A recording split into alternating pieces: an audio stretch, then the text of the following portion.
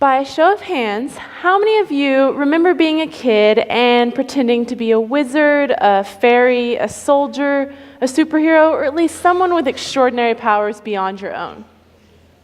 Okay, so now imagine a world full of these extraordinary people and things. Sounds magical, right? Well, the wizarding world of Harry Potter is quite magical and quite extraordinary. Today, I'm going to tell you about two real-world magical influences J.K. Rowling used in the creation of the Harry Potter novels. Whether or not you've read the books or seen the movies doesn't matter, because as you all indicated earlier, most of us have the ability to imagine and create inside our heads. Though maybe not in a way as grand as J.K. Rowling, we can create imaginary worlds and characters. I, an avid Harry Potter fan, have read the books and seen the movies, but I wanted to learn more in order to fully understand J.K. Rowling's wizarding world. Therefore, I've done much research on the background information behind these stories and how they came to life. Two areas of real-world magic J.K. Rowling used in the novels are the Latin language and Greek and Roman mythology. Listen up, Muggles. I know it can be hard to decipher some of those wizarding spells and names, so first, I'm going to clear it up for you by telling you about Rowling's use of the Latin language. According to the 2016 website, jkrowling.com, Rowling obtained university degrees in French and classics. Her studies of the classics played a huge role in the creation of many of the characters, spells, and ideas found throughout the novels. After studying a 2013 Oxford Dictionary's article and reading many features found on Pottermore, a website created in 2012 by Rowling herself to provide supplemental information to fans, I've been able to dive deeper into the Latin roots of many spells. Expecto Patronum is a spell used to cast away the soul-sucking Dementors, and it means I wait for a patron. The word patronus, which is close to the English word patron, translates to mean one who has undertaken the protection of another. And I don't know about you, but I definitely want to be protected from these things. Expelliarmus. Oh, I'm so sorry. I probably shouldn't have disarmed you in front of all these people. It's kind of embarrassing. This is a combination of the Latin word expellere, meaning to drive or force out, and arma, meaning weapon. So it translates to mean to drive or force out a weapon.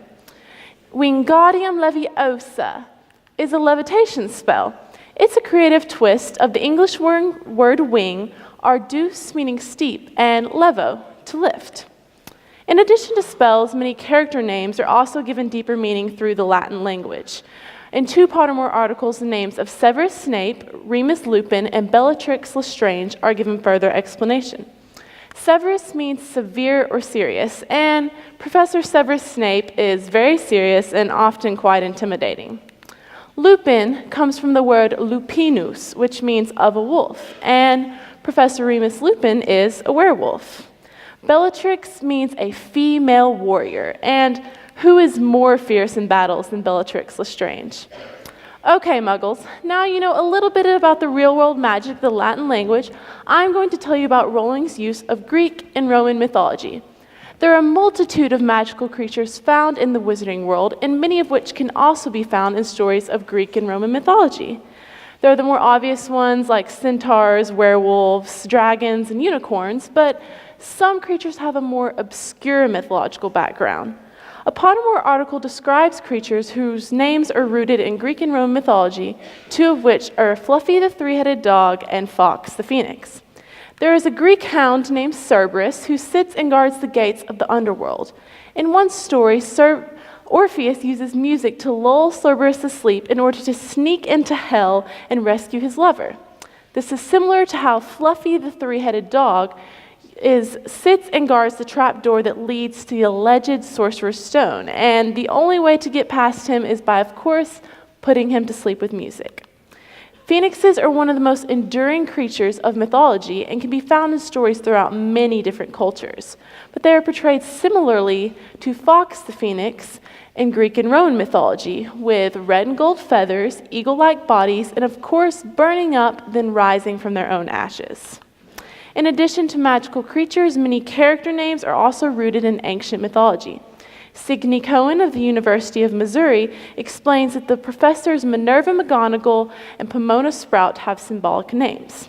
Minerva is a Roman goddess of wisdom, and Professor Minerva McGonagall is one of the wisest characters in the novels. Pomona is a Roman nature goddess who nurtures the growth of fruit in orchards, and Professor Pomona Sprout is the herbology professor.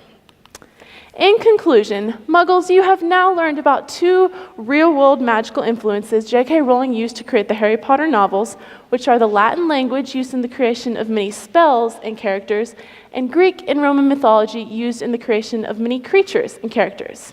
So I want you to think back to one of those characters you pretended to be as a child.